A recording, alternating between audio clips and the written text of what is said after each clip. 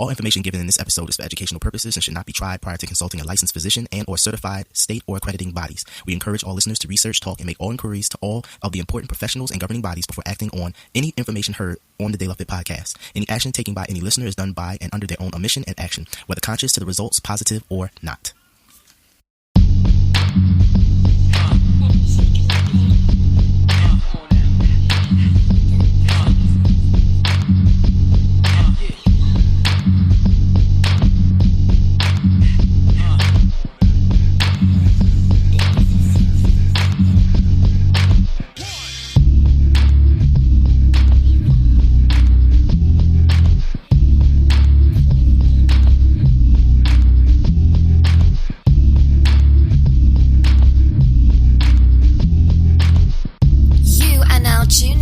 To the De La Fit podcasts, 360 degrees of holistic fitness and health, all in one podcast. Salutations and proclamations. It is I, it is you, it is us, it is we. Together we make up the digital family that is the De La Fit podcast. I'm your host, Philly's #1 son, aka the body alchemist, Sun Moon Bay, bringing you another podcast excursion. Welcome back, everybody, as we continue the discussion, the 360 discussion that is the holistic fitness and health movement known as the De La Fit podcast. Today, we have our interview with Dr. Lindsey Elmore. Dr. Lindsey Elmore is a speaker, author, world-renowned wellness expert, and founder and owner of Lindsey Elmore Enterprises. Lindsey analyzes data, translates complicated science into understandable stories. A chemist and a clinical pharmacist, she travels the world educating audiences about natural wellness, and now she is here to speak with all of us. Now, this is an interview that we had in latter part of 2019. Miss Elmore is incredibly busy, and we wanted to make sure that we got this interview as soon as possible. We had a little difficulty as far as our schedules, but we finally got it, and I wanted to save this because the interview I thought was so good that it needed to be played going into our 2020 year. So this is going to be a highly interesting conversation as we talk with Dr. Lindsey Elmore, and she breaks down about becoming more plant-based and how to keep variety in your newly started plant-based diet, aka possibly vegan or vegetarian. No matter what, this is a highly interesting conversation that I think anybody can enjoy, whether you are plant-based or thinking about being plant-based or you are not plant-based at all. My pleasure to introduce Dr. Lindsey Elmore. What's going on, everybody? It's Philly's #1 son. Listen, if you haven't heard about Anchor, it's the easiest way to make a podcast. Let me explain. It's free. There's a creation tool that allows you how to record and edit your podcast right from your phone or computer. Anchor will distribute your podcast for you so it can be heard on Spotify, Apple Podcasts, and many more. You can make money from your podcast with no minimum listenership. It's everything you need to make a stunning podcast in one place. So listen, if you want to be like me and have your own podcast, go to anchor.com. That's anchor.com. You're now tuned in to the De La Fit podcast.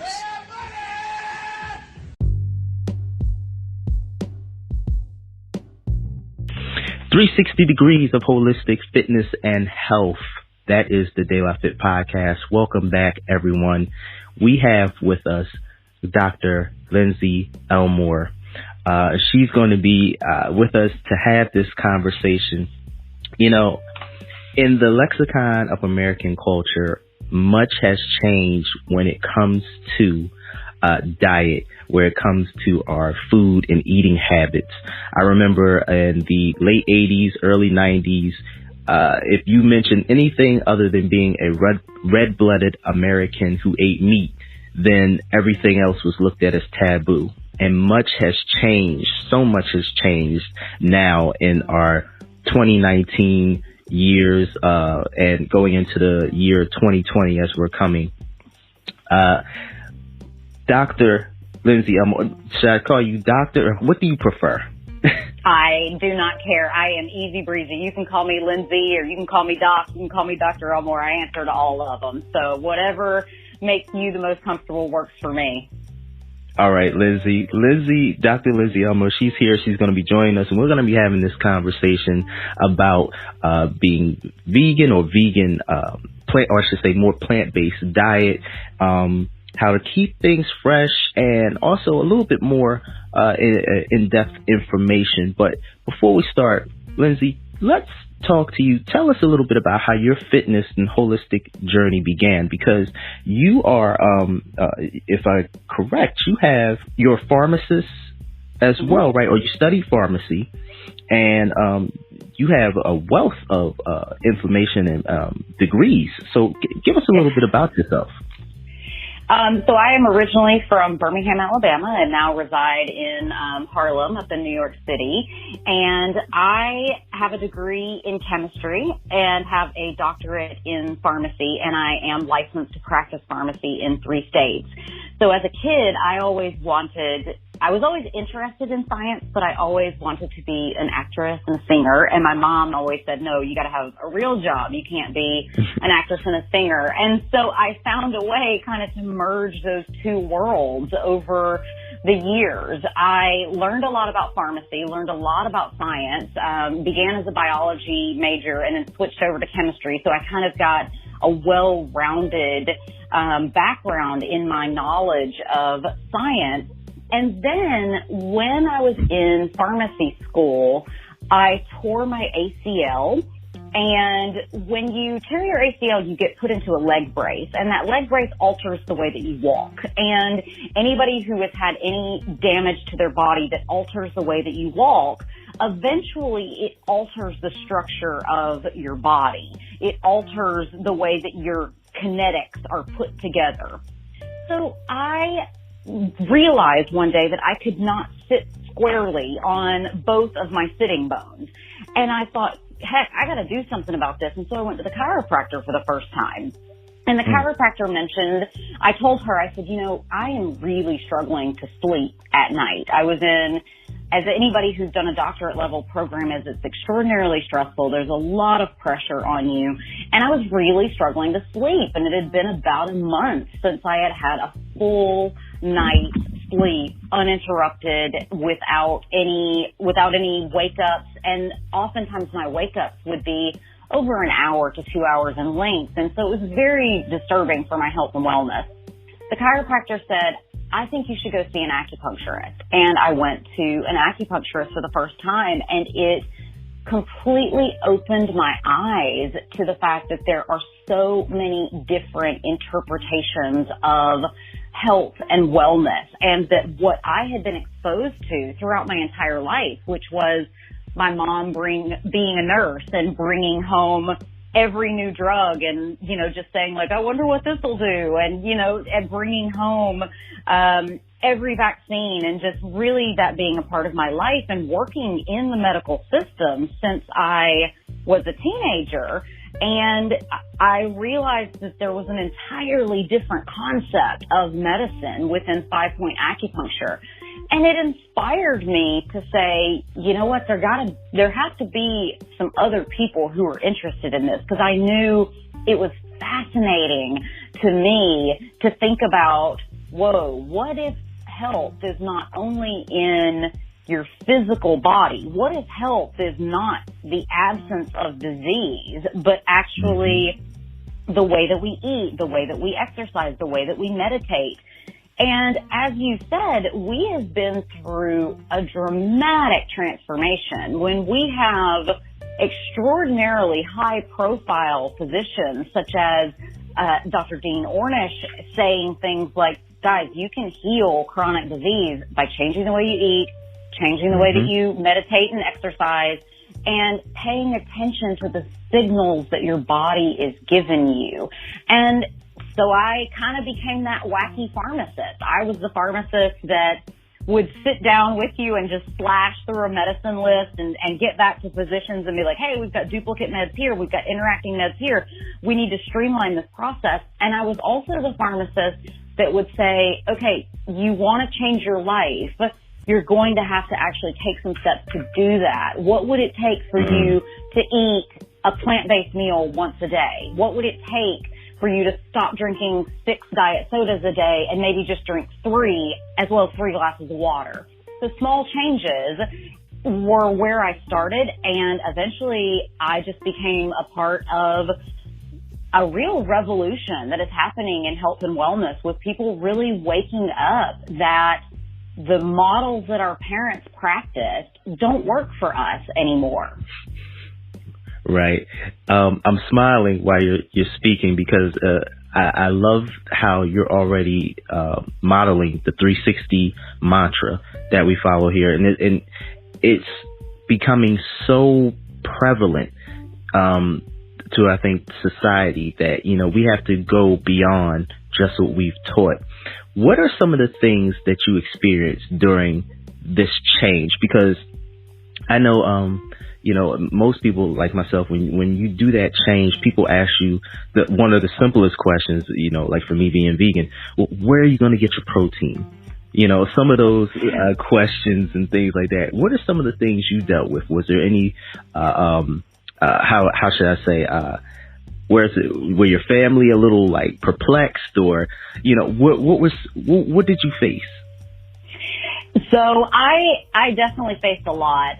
So my story with food actually begins as a battle, and it's taken me a long time to have a really healthy and honest relationship with food. So I struggled with bulimia as a preteen and as a teenager, and even into my early 20s. And as a part of that process of saying I can only eat certain things, I became a vegetarian. And I became a vegetarian for all of the wrong reasons. And it was simply, you know, a little bit of defiance for my family, because my family was very, as you said, red-blooded American. We were from the South. We eat meat and potatoes.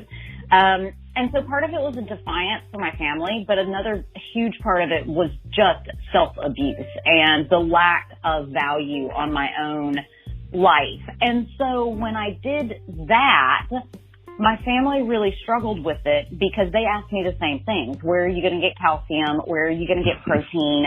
Where are you going to get all of these nutrients that in many ways, since the Industrial Revolution, and especially the establishment of the USDA back in the 1940s, we've really been brainwashed to think that milk is the only source of calcium and meat is the only source of protein. It is simply not true.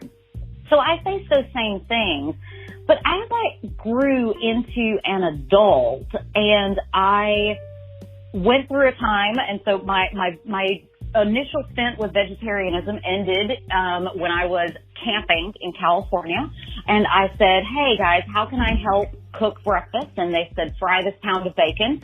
And I said, sure. And they ended up putting bacon grease into the eggs, the potatoes, the biscuits, the everything. And so I just thought, maybe this is a time. I had just moved from Alabama to California, and I thought, maybe this is the time that I give up. Even though it was vegetarian, it was an extraordinarily unhealthy eating pattern that was based around the desire to be skinny and be that ideal version of a woman that no real woman actually is. And so I said, maybe this is a time that I do a break from this. And I spent many a year eating whatever I wanted. I was a true omnivore for many a year. Then I discovered a book called Quantum Wellness by Kathy Preston, and it was one of the Oprah's book clubs. God bless Oprah. She's still touting meatless meals today. She's currently covering a book, One Meal for the Planet, which basically the author says, look, if you can eat one plant-based meal a day, you are on annual saving millions of gallons of water. So because of Oprah Winfrey and introducing me to Kathy Preston's book, Quantum Wellness, I embarked on my first ever truly vegan and gluten-free and caffeine-free and alcohol-free and sugar-free cleanse.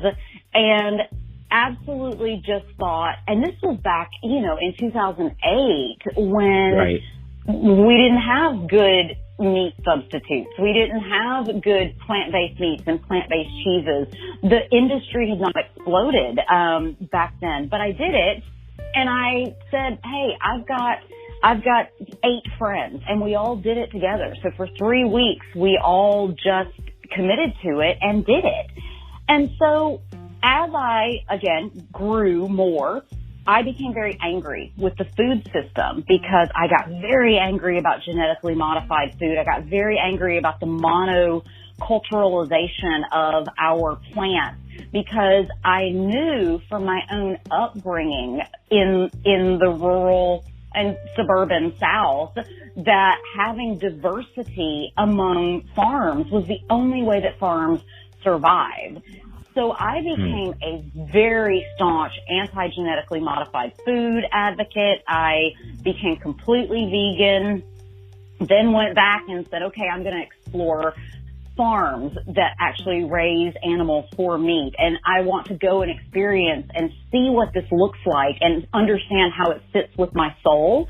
I honestly think anyone who eats meat should do themselves a favor and go and see an animal be slaughtered, be butchered, be cooked.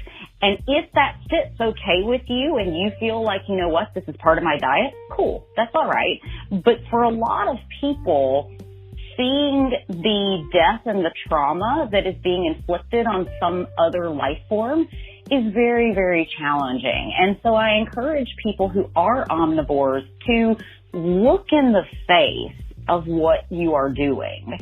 And so eventually, through all of this trial and error and all of these different ways of eating, from being completely omnivorous as a child to starving myself for so many years during my preteens and teenage years, to being a vegetarian for all the wrong reasons, I eventually landed at what is true for me, which is, man, my house is so much healthier when all I am eating is gluten-free and vegan food. I feel better. I sleep better. It's better sex. It's better breath in the morning. It's all of the things that people want in their lives, but they allow other people to give those voices of, you're not going to have enough protein. You're not going to have enough calcium.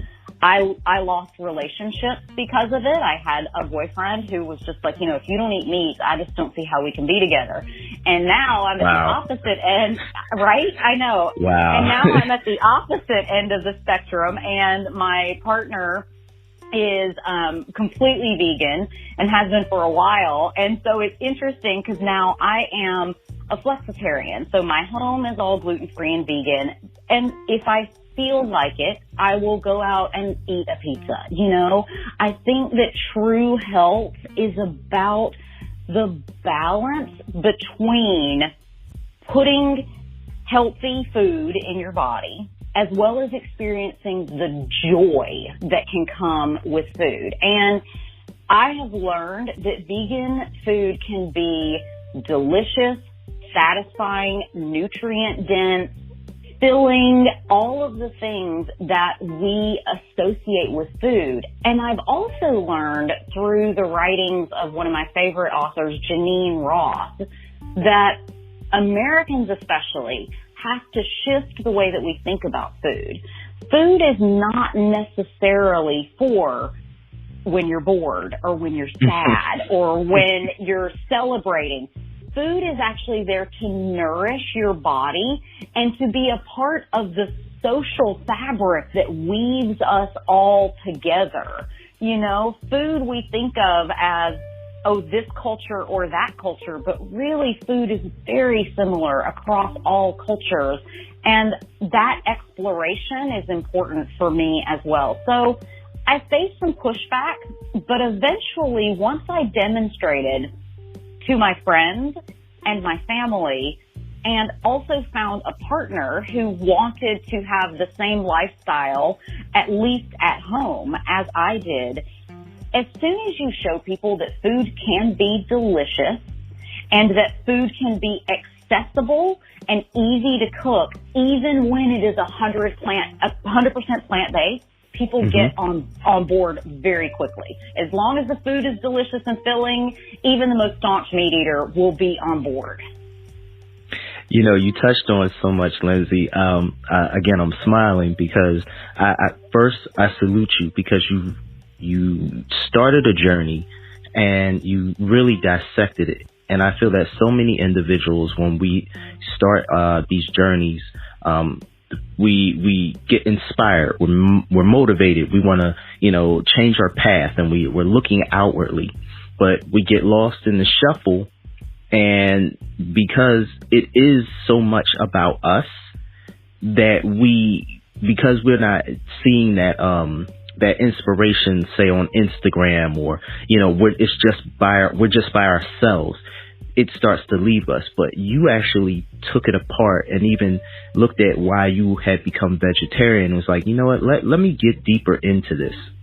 What do you think stops people from doing that? Oh, a zillion and a half things. I mean, I think honestly, Marianne Williamson truly said it best. We are not scared of failure. We are scared that we are powerful beyond measure.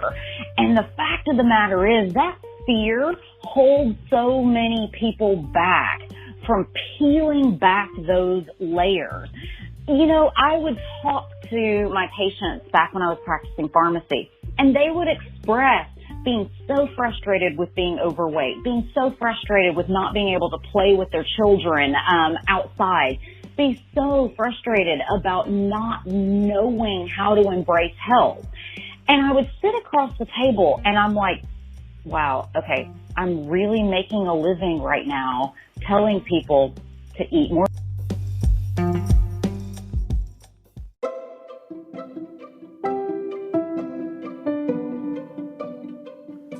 Hey everyone, we hope that you're enjoying the interview thus far. We'd just like to take some quick time out to remind everybody to like, follow, share, and subscribe. With every like, follow, share, and subscription, it helps the De La Fit podcast to grow. And the more we grow, the more information we can bring to you, the listener. So please, take some time out, like, follow, share, and subscribe. Thank you.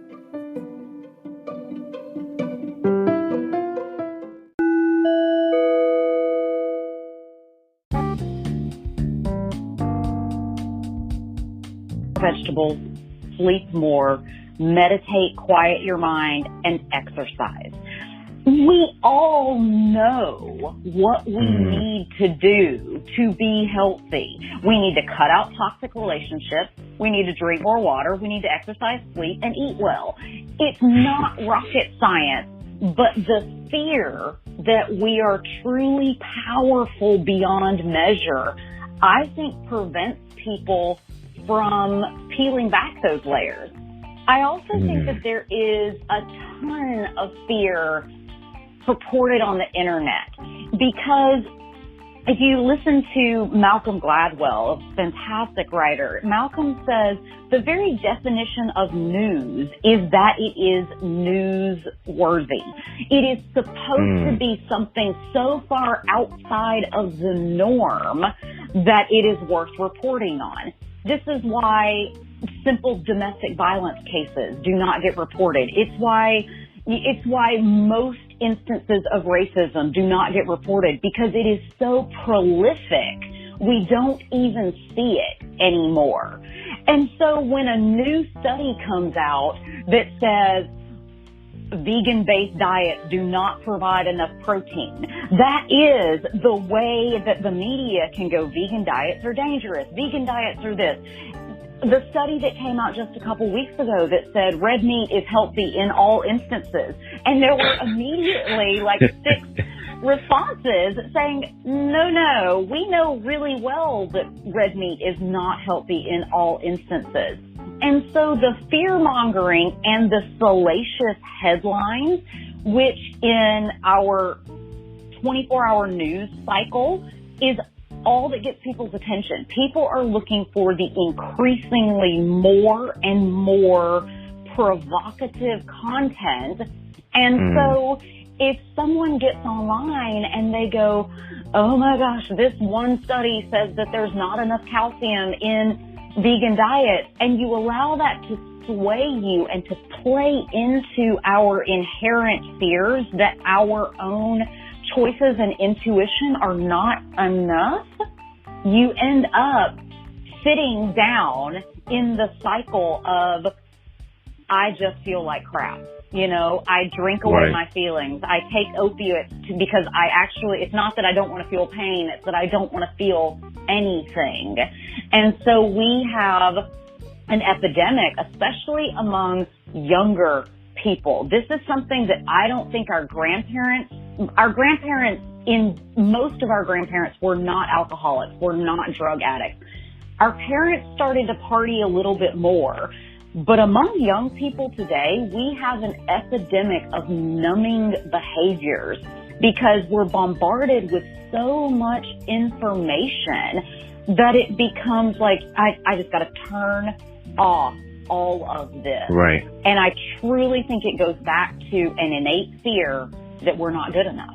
And we have to overcome that fear in order to say, yeah, I'm actually going to eat food that makes me feel good. It's not revolutionary until you say it so simply. I want to eat food that makes me feel better, period. And then find out what that food is. Explore and find out, and keep a food journal. Keep a food journal of how did you sleep? How was your morning breath? How was your poop today? How is your energy level? All of those things are simple and easy to track, and honestly can be really fun if you take a moment to explore your relationship with your own body. Lindsey, I'm sorry. I'm smiling again because, first of all, I know my father and mother would love you. Thank you. That's the type of individuals they are. And that's what I was blessed enough to grow up with. I think it is, first of all, tremendous, and you touched on so many things. I'm going to ask some of these questions right here because I feel like this could go on forever. But I'm going to ask this particular question. This is one I get a lot from individuals dealing with thinking that a plant-based diet can be very limiting. How do you, as a vegan cook, keep it fresh? Well, I think that our limited thinking really plays into the monoculturalization that has happened within our food system. But if I were to take a step back and go, all right, what are some heirloom brands? What are some varietals that maybe I haven't tried?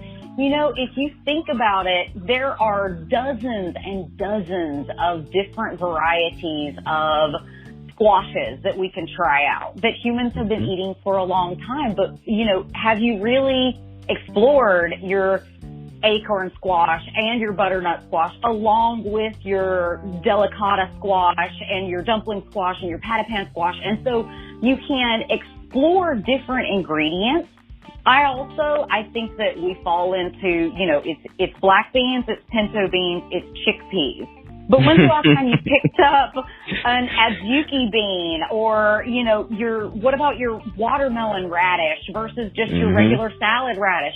So incorporating new vegetables is always really great. Incorporating new grains, be they gluten-free or non-gluten-free, also excellent. And I know in my cooking, one of the things that has diversified my diet the most is explorations of different cultural foods. So just the other day, I was listening to a podcast and I heard about a Persian dish called tahdig that I had never heard of, never cooked. Well, this is one of the quintessential Persian dishes. So I went, I got the ingredients, and I cooked one. Was it perfect? Of course not. Could a Persian grandma do it in her sleep way better than me? Of course she could. But it brought in a new dish that my partner, who is Puerto Rican, raised in New York, he said to me, he's like, oh, that is like the Puerto Rican version of this. So then it opened up a new mindset of like, okay, if this dish is cooked in Iran and it's cooked with saffron and cumin seeds and fenugreek seeds, but then it's also cooked in a variety in Puerto Rico where it's got more spice, more cayenne, more chili powders. How can I take this same dish and make it taste completely different, you know? And I think it's a wonderful way for parents to explore with their children as well. You know, I think that one of the objections I get from moms is, you know, my kids don't want to eat these vegetables.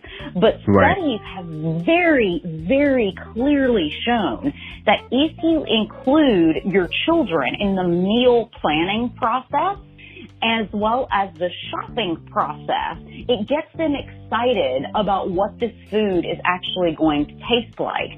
So I have seen parents plan out 12 months where, you know, January is we're going to explore Japanese food. February, we're going to explore South African food, you know, and going through the different parts of the world and allowing yourself to become open to new spices, new cooking methods, goodness gracious, new fermented foods, which are so hugely valuable in a plant-based diet because they add probiotics that we need as well as a tang that we need and as well as a crunch in many situations.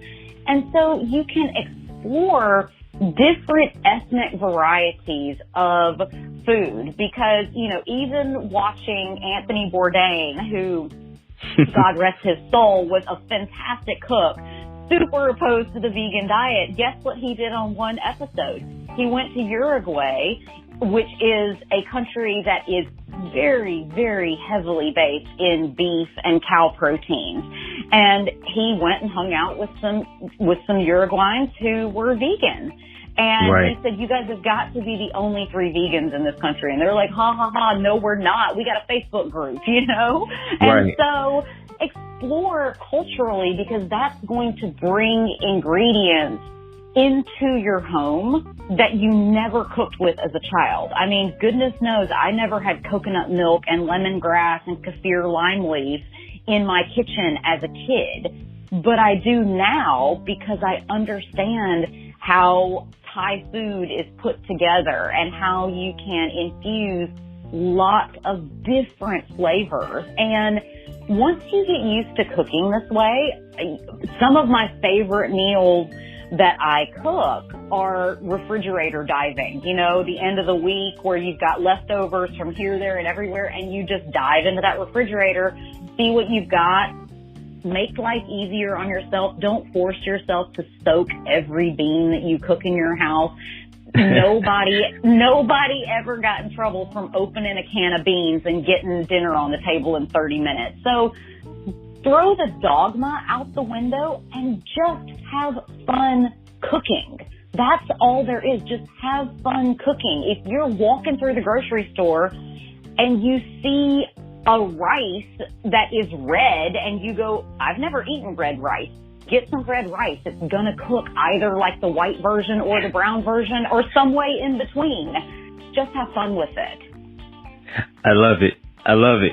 I love it. I'm so hyped right now.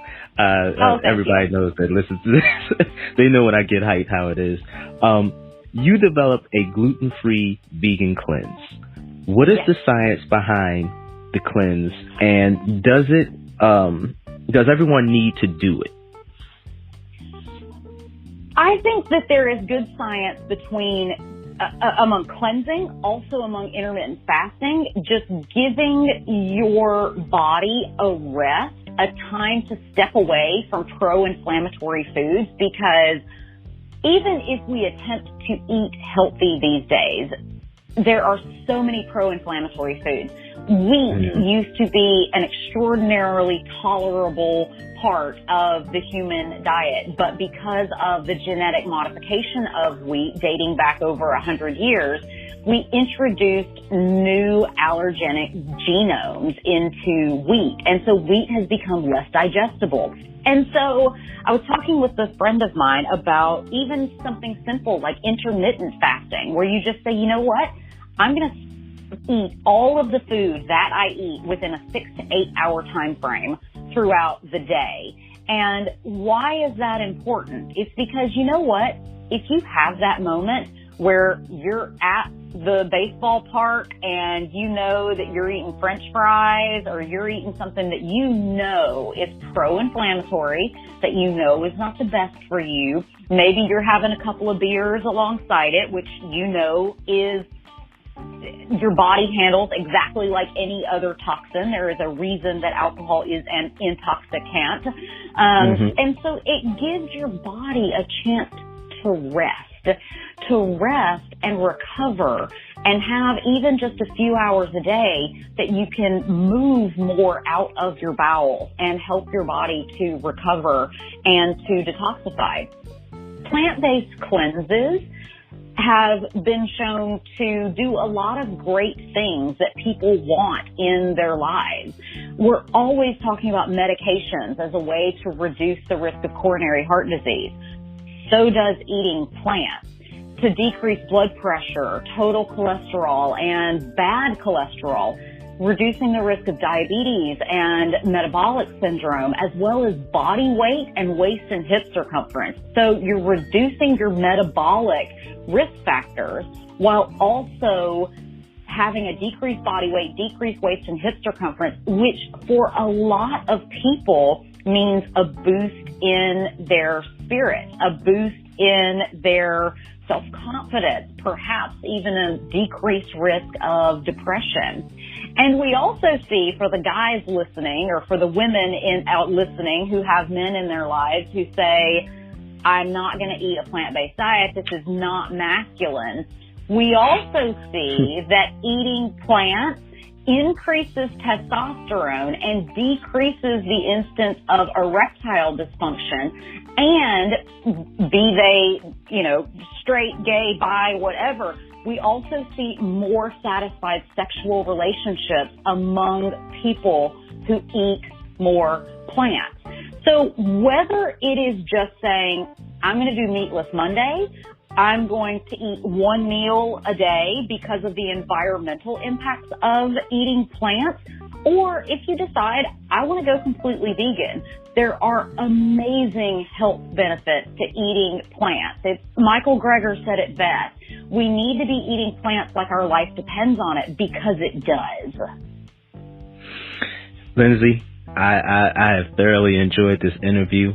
I'm smiling again all the way. I love it. I'm energized. I hope that I know that all the listeners are energetic. I want you to tell the individuals, because you have a book out. Am I correct?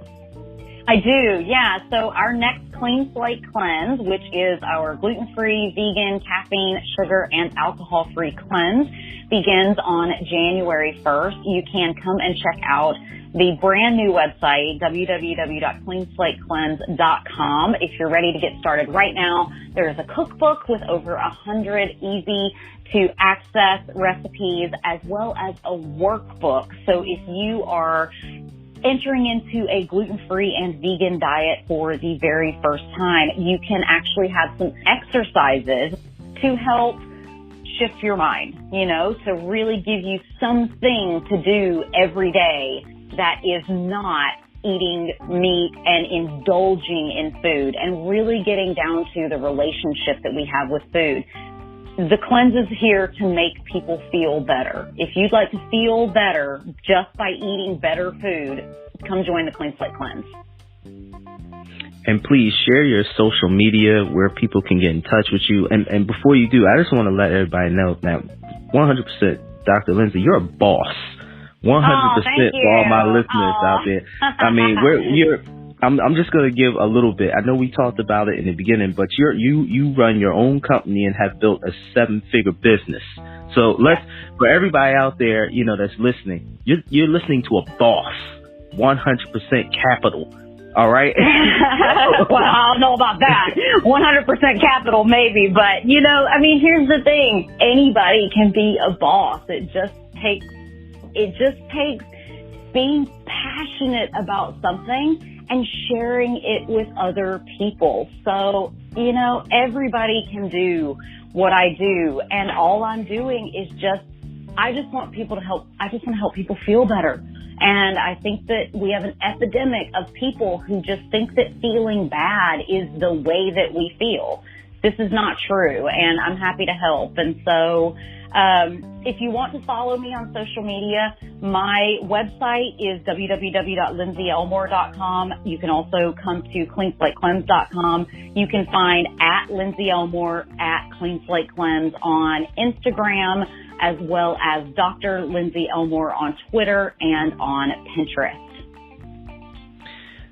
Lindsey, again, thank you so much for coming to the podcast. We're going to definitely try to get you back. I know you're a busy person, but because we could talk on and on. That's how I feel. This is a great interview. This is awesome. Everyone. Thank you so much. Hey, you. With the earbuds in their ear. Have you ever wanted to start your own podcast? When I was trying to get my podcast off the ground, I had a lot of questions.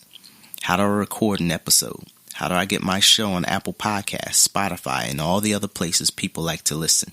How do I make money from my podcast? The answer to every one of these questions is really simple. Anchor. Anchor is a one-stop shop for recording, hosting, and distributing your podcasts. Best of all, it's 100% free and ridiculously easy to use. And now Anchor can match you with great sponsors too, so you can get paid to podcasts. I like to upload my episodes directly to the app and then promote. So if you've always wanted to start a podcast, make money doing it. Go to anchor.fm/start to join me in the diverse community of podcasters already using Anchor. That's anchor.fm/start. I can't wait to hear your podcast.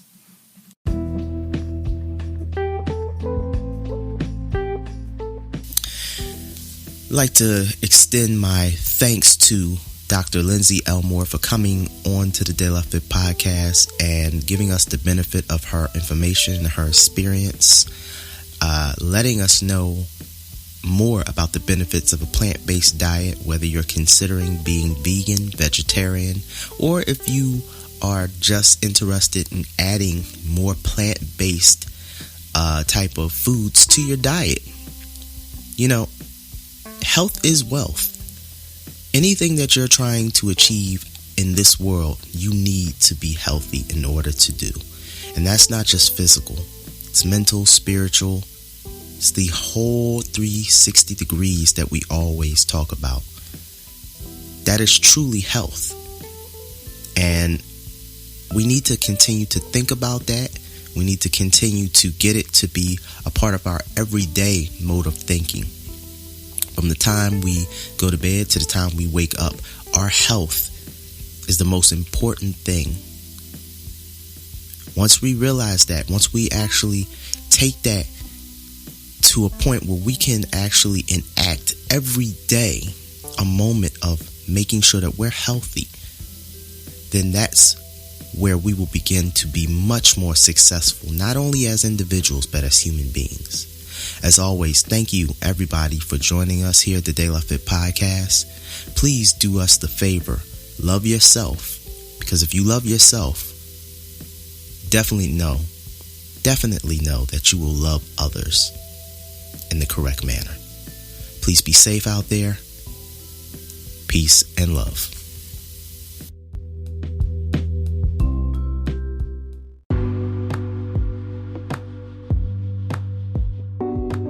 You've been listening to the De La Fit podcast. Ta-ta for now.